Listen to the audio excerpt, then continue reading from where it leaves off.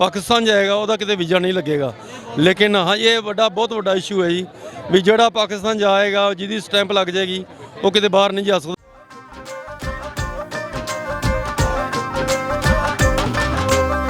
चढ़दे पंजाब तो लैंदे हल आउंदे ने लैंदे पंजाब वाले टुकड़े वंडाउंदे ने पलकां विछाण नूं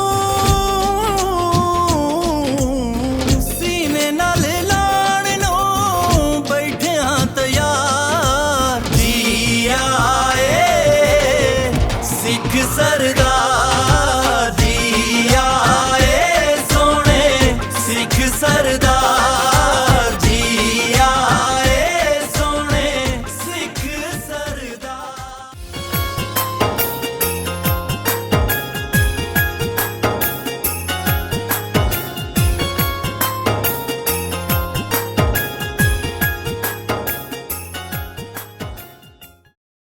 ਨਨਕਾਣਾ ਸਾਹਿਬ ਆਏ ਹੋਏ ਸੰਗਤਾਂ ਦੇ ਨਾਲ ਗੱਲਬਾਤ ਦਾ ਸਿਲਸਿਲਾ ਜਾਰੀ ਹੈ ਜੀ। ਸਾਡੇ ਨਾਲ ਸਾਹਿਬ ਸਿੰਘ ਐਡਵੋਕੇਟ ਸਾਹਿਬ ਵੀ ਸਾਡੇ ਨਾਲ ਮੌਜੂਦ ਨੇ। ਇਹਨਾਂ ਕੋ ਵੀ ਆਪਾਂ ਪੁੱਛਦੇ ਹਾਂ ਇਹਨਾਂ ਨੂੰ ਪਾਕਿਸਤਾਨ ਆਉਣ ਦਾ ਸਫ਼ਰ ਕਿਹੋ ਜਿਹਾ ਲੱਗਾ, ਕੀ ਖੱਟੀਆਂ ਤੇ ਕੀ ਮਿੱਠੀਆਂ, ਸਾਰੀਆਂ ਗੱਲਾਂ ਬਾਤਾਂ ਆਪਾਂ ਇਹਨਾਂ ਨਾਲ ਕਰਨੀਆਂ।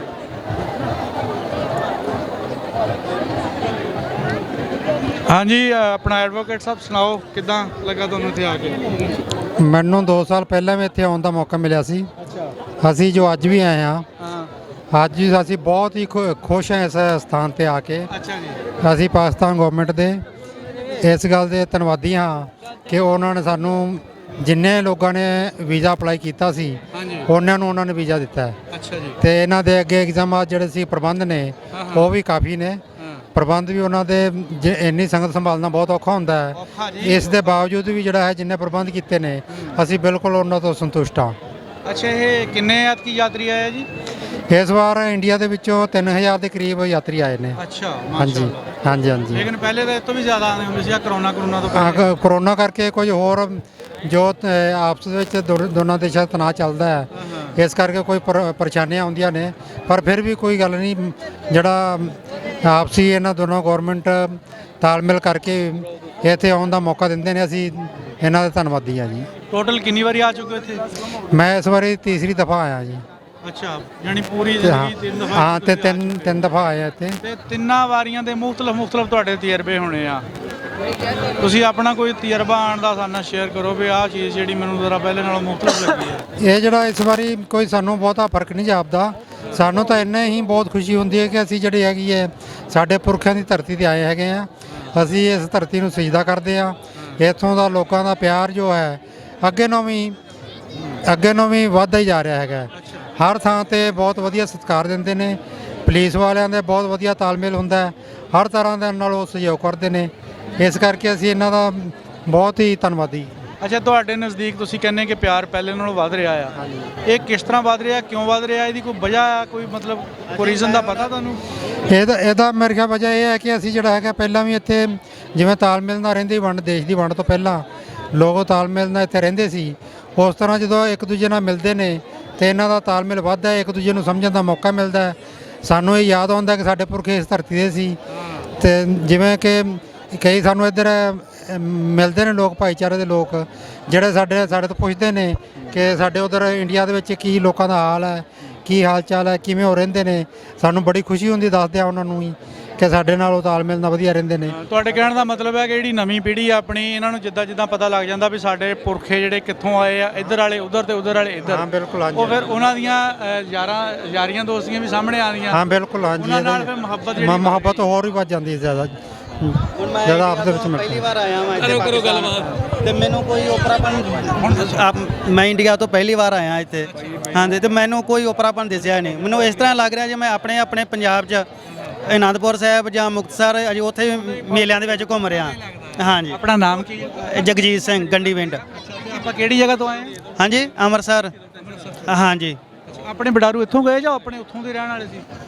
ਹਾਂਜੀ ਇੱਥੋਂ ਦੇ ਹੀ, ਆਪਣੇ ਪਟਾਣਾ ਦੇ। ਹਾਂਜੀ ਪਟਾਣਾ ਆਪਣੇ ਇੱਧਰ ਪੈ ਜਾਂਦਾ ਨਸ਼ਹਿਰੇ ਢਾਲੇ ਬਾਰਡਰ ਇੱਧਰਲੀ ਸਾਈਡ ਤੇ। ਹਾਂਜੀ ਇੱਥੋਂ ਆਪਣੇ ਜਾਣੀ ਗਏ, ਤੁਹਾਨੂੰ ਵੀ ਦੇਖ ਲਓ ਮਿੱਟੀ ਦੀ ਖੁਸ਼ਬੂ ਖਿੱਚ ਲਈ। ਹਾਂਜੀ ਬਹੁਤ ਹੀ ਜ਼ਿਆਦਾ ਖੁਸ਼ੀ ਮਹਿਸੂਸ ਹੋ ਰਹੀ, ਬਹੁਤ ਜ਼ਿਆਦਾ। ਅੱਛਾ ਆਪਣੇ ਬਡਾਰੂ ਕਿੱਥੋਂ ਗਏ? ਸਾਡੇ ਪਿੰਡ ਇਮਨਾਬਾਦ ਤਹਿਸੀਲ ਦੇ ਵਿੱਚ ਪਿੰਡ ਬੁੱਚਾ ਟੌਂਗਾ ਬੁੱਚਾ ਸੀ। ਸਾਡੇ ਦਾਦਾ ਜੀ ਇੱਥੇ ਸੀਗੇ।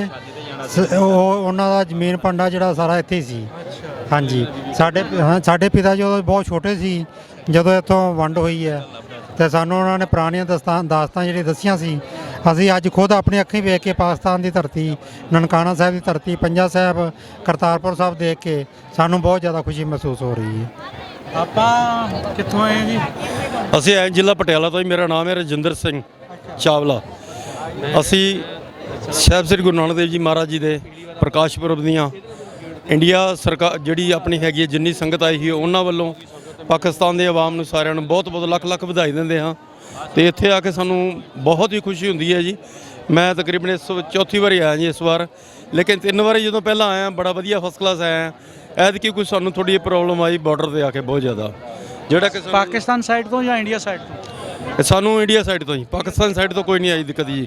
ਅਸੀਂ ਸਿਰਫ ਇਹੀ ਇੰਡੀਆ ਗੌਰਮੈਂਟ ਨੂੰ ਇਹ ਕਹਿਣਾ ਚਾਹੁੰਦੇ ਹਾਂ ਵੀ ਜਿਸ ਸ਼ੌਂਕ ਨਾਲ ਦੁਨੀਆ ਉੱਥੋਂ ਆਉਂਦੀ ਹੈਗੀ ਸੰਗਤ ਪਾਕਿਸਤਾਨ ਗੁਰੂ ਨਾਨਕ ਸਾਹਿਬ ਦੇ ਦਰਸ਼ਨ ਦੀਦਾਰੇ ਕਰਨ, ਵੀ ਇਸ ਤਰ੍ਹਾਂ ਦੀਆਂ ਜਿਹੜੀਆਂ ਪੂਰੀਆਂ ਸਹੂਲਤਾਂ ਨਾ ਉੱਧਰੋਂ ਦਿੱਤੀਆਂ ਜਾਣ। ਤੇ ਸਾਡੀ ਆਪਣੀ ਉੱਥੋਂ ਦੀ ਸਿੱਖ ਸੰਗਤ ਨੂੰ ਵੀ ਬੇਨਤੀ ਹੈ ਹੱਥ ਜੋੜ ਕੇ ਕਿ ਗੁਰੂ ਨਾਨਕ ਸਾਹਿਬ ਦੇ ਪ੍ਰਕਾਸ਼ ਪੁਰਬ ਦੇ ਜਿਸ ਤਰ੍ਹਾਂ ਸਾਰੇ ਵਰਲਡ ਦੇ ਵਿੱਚ ਮਨਾਇਆ ਜਾਂਦਾ ਹੈ, ਇਸ ਤਰ੍ਹਾਂ ਹੀ ਸੰਗਤਾਂ ਬਹੁਤ ਤੋਂ ਵੱਧ ਉਤਸ਼ਾਹ ਨਾਲ ਆਪਣੇ ਵੀਜ਼ੇ ਲਵਾ ਕੇ ਪਾਕਿਸਤਾਨ ਆਇਆ ਕਰੋ। ਇੱਥੇ ਆ ਕੇ ਸਾਨੂੰ ਬਹੁਤ ਪਿਆਰ ਮਿਲਦਾ ਹੈ। ਇੱਥੋਂ ਦੇ ਪਾਕਿਸਤਾਨ ਗਵਰਨਮੈਂਟ ਵੱਲੋਂ ਸਾਨੂੰ ਬਹੁਤ ਹੀ ਸਤਿਕਾਰ, ਇੱਥੋਂ ਦੀ ਜੋ ਇਹਨਾਂ ਦੀ ਜੋ ਪੁਲਿਸ ਹੈਗੀ ਹੈ ਉਹਨਾਂ ਵੱਲੋਂ, ਸਾਰਿਆਂ ਵੱਲੋਂ ਸਾਨੂੰ ਬੜਾ ਸਹਿਯੋਗ ਮਿਲਦਾ ਜੀ। ਇੱਕ ਪੱਤਰਕਾਰ ਭਾਈਚਾਰੇ ਦਾ ਅਸੀਂ ਬਹੁਤ ਬਹੁਤ ਧੰਨਵਾਦ ਕਰਦੇ ਹਾਂ ਮਹਾਰਾਜ, ਜਿਹੜੇ ਸਾਰਿਆਂ ਦੀ ਕਵਰ ਕਰਕੇ ਇੱਥੋਂ ਦੇ ਆਵਾਮ ਨੂੰ ਵੀ ਦਿਖਾਉਂਦੇ ਨੇ। ਔਰ ਸਭ ਤੋਂ ਵੱਡੀ ਗੱਲ ਇਹ ਹੈ ਕਿ ਗੁਰੂ ਨਾਨਕ ਸਾਹਿਬ ਦੇ ਘਰ ਦੀਆਂ ਖੁਸ਼ੀਆਂ ਜਿਹੜੀਆਂ ਨੇ ਉਹਨਾਂ ਨੂੰ ਚਾਰ ਚੰਨ ਲਾਉਂਦੇ ਨੇ, ਵਧਾਉਂਦੇ ਨੇ ਮੀਡੀਆ ਰਾਹੀਂ। ਇਹਦਾ ਬਹੁਤ ਬਹੁਤ ਧੰਨਵਾਦ ਜੀ ਅਸੀਂ ਸੰਗਤ ਦਾ ਕਰਦੇ ਹਾਂ ਬਹੁਤ। ਤੁਸੀਂ ਕਿੰਨੀ ਵਾਰੀ ਆ ਚੁੱਕੇ ਹੋ? ਮੈਂ ਚੌਥੀ ਵਾਰ ਆਇਆ ਜੀ ਇਸ ਟਾਈਮ। ਹਾਂਜੀ। ਇਹ 4 ਵਾਰੀ ਆਉਣ ਦੇ ਵਿੱਚ ਆਪਾਂ ਕਿੰਨੇ ਬੰਦਿਆਂ ਨੂੰ ਤਿਆਰ ਕਰਕੇ ਲੈ ਕੇ ਆ ਸਕੇ ਅੱਜ ਤੱਕ? ਅਸੀਂ ਤਕਰੀਬਨ ਐਤਕੀ 2-4 ਬੰਦੇ ਵੱਧ ਹੀ ਲੈ ਕੇ ਆਏ ਨਾਲ ਜੀ।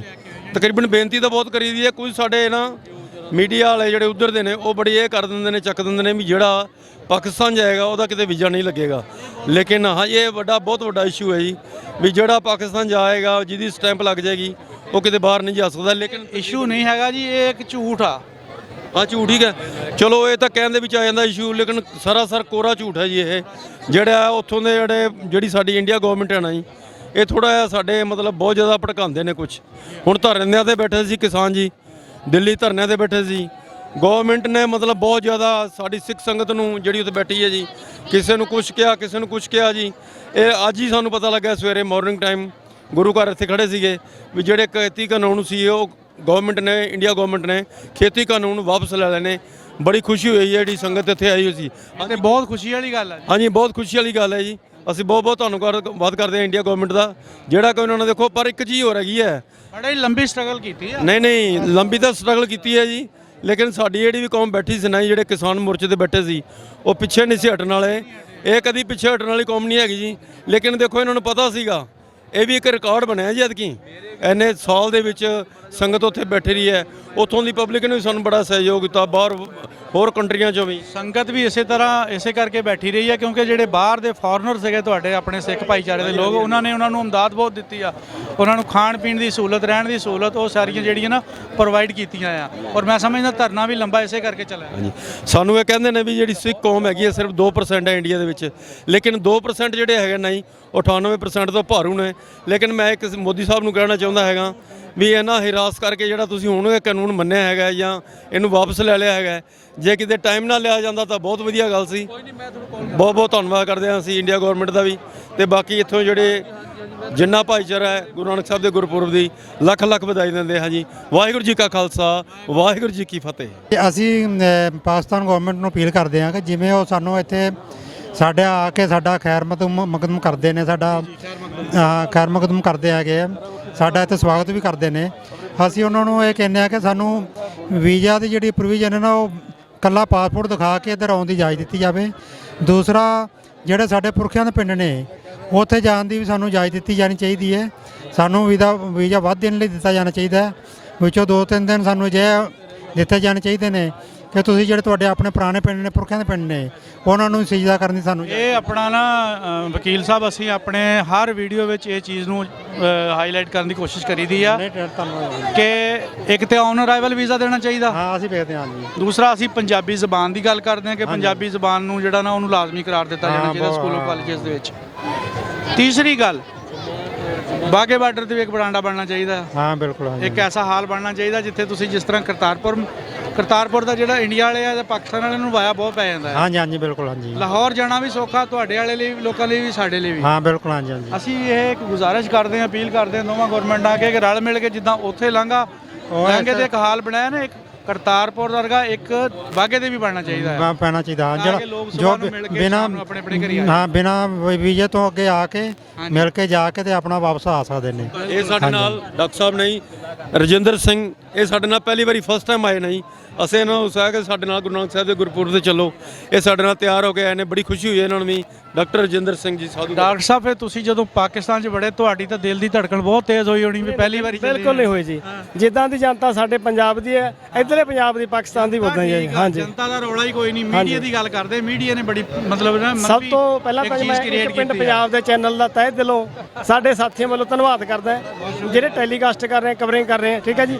ਉਸ ਤੋਂ ਬਾਅਦ ਉਪਰੰਤ ਮੈਂ ਸਤਿਗੁਰੂ ਨਾਨਕ ਪਾਤਸ਼ਾਹ ਦੇ ਗੁਰਪੁਰਬ ਦਾ ਸਾਰੀ ਖਲਕਤ ਨੂੰ ਕੋਟਾਨ ਬਾਅਦ ਧੰਨਵਾਦ ਕਰਦਾ, ਉਹਦਾ ਨਿਮਰਤਾ ਸਹਿਤ ਬੇਨਤੀ ਵੀ ਕਰਦਾ ਵੀ ਜਿਸ ਤਰ੍ਹਾਂ ਕਿ ਅਸੀਂ ਆਪਸ ਦੇ ਵਿੱਚ ਦੇਖ ਰਹੇ ਹਾਂ, ਹਰ ਇੱਕ ਫਿਰਕੇ ਦੇ ਲੋਕ ਆਪਸ ਦੇ ਵਿੱਚ ਇਕੱਠੇ ਖੜੇ ਹੈ, ਇਕੱਠੇ ਲੰਗਰ ਪਾਣੀ ਛਕ ਰਹੇ ਹੈ, ਇਕੱਠੇ ਰੁਕ ਰਹੇ ਹੈ ਜੀ, ਔਰ ਸਾਹਿਬ ਦੇ ਦਰਸ਼ਨ ਕਰ ਰਹੇ ਹਾਂ। ਇਹੀ ਬੇਨਤੀ ਕਰਦੇ ਹਾਂ ਸੱਚੇ ਪਾਤਸ਼ਾਹ ਨੂੰ, ਸਤਿਗੁਰੂ ਨਾਨਕ ਜੀ ਵੀ ਬਿਨਾਂ ਵਿਜੇ ਤੋਂ ਹਿੰਦੁਸਤਾਨ ਦੀਆਂ ਸੰਗਤਾਂ ਨੂੰ, ਪਾਕਿਸਤਾਨ ਦੀਆਂ ਸੰਗਤਾਂ ਨੂੰ ਜਾਣ ਦਾ ਮੌਕਾ ਮਿਲੇ। ਇੰਨਾ ਹੀ ਕਹਿੰਦਾ ਹੋਇਆ ਖਿਮਾ ਦਾ ਜਾਚਾ। ਵਾਹਿਗੁਰੂ ਜੀ ਕਾ ਖਾਲਸਾ, ਵਾਹਿਗੁਰੂ ਜੀ ਕੀ ਫਤਿਹ। ਬਹੁਤ ਸ਼ੁਕਰੀਆ ਡਾਕਟਰ ਸਾਹਿਬ, ਬਹੁਤ ਸ਼ੁਕਰੀਆ।